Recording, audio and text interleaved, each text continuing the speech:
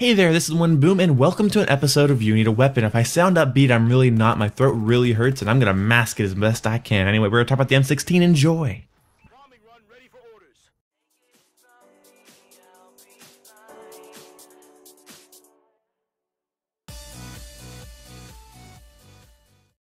You know those variants of weapons that just basically copy the base variant?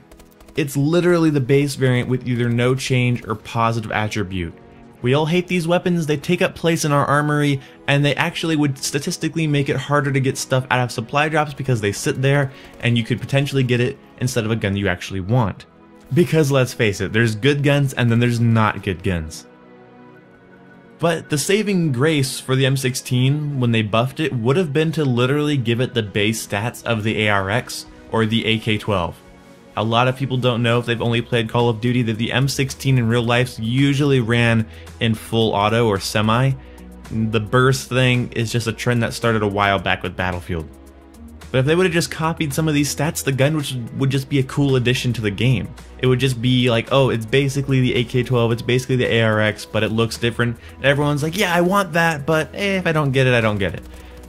Instead of having a gun that's overpowered like the SVO, or really good like the STG, you have a gun like the M16 that's just kinda bleh. You could go your whole life without touching this gun, guys, and unless you're an M60 enthusiast, it shouldn't bother you.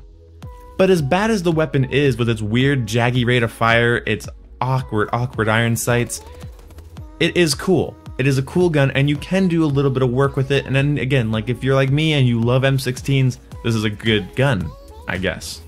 But I'm gonna try not to be too negative the way I like to run it, and I'll say it on screen here now. Right now, there we go. Okay, foregrip, red dot sight, and quick draw. Make sure you run these attachments, it makes it extremely accurate, a really precision weapon. Don't run suppressor on it, it'll nerf the range into oblivion. In my opinion, that was my experience, is whenever I put suppressor, it just felt like I took an extra 2 to 30 bursts at long range, so make sure you don't do that. Extended mags is not necessary because you should just be picking off people at mid-range with this. Don't get in people's faces, don't try to attack them at long range. It's like a really niche mid-range weapon. Play conservative with this weapon, play hardcore mode with this weapon. Just make sure that you don't think it's an ARX or a hole puncher or an IMR impact. It's on the same level, in my opinion, of the MK14. But what do you guys think about it? Have you guys used it? Have you guys seen gameplay of it? What's your overall thought about it? To be honest, the AK-47, as jaggy as the recoil was and as annoying as it is to use, I actually felt like it was fun, and I felt like it was interesting, and that's what the M16 is as well. It's fun and interesting, but it doesn't even have the nice quality of the AK-47, which was just nice, aggressive assault rifle combat. But again, try not to be too negative. It's a conservative, good assault rifle. It's not worth your money for advanced supply drops. If you get it, you get it. If you don't, use the base ARX, you'll be better off. Anyway, I hope you guys enjoyed this video, and if you did, like, favorite, comment, subscribe. I know this kind of seems like a lazy video, but hey, sometimes I have to do those because my throat hurts, I'm tired, I'm a piece of shit, you know. No, I'm kidding. Anyway, I'll talk to you guys later. My throat hurts, but anyway, I'll see you when I see ya, and yeah. Goodbye!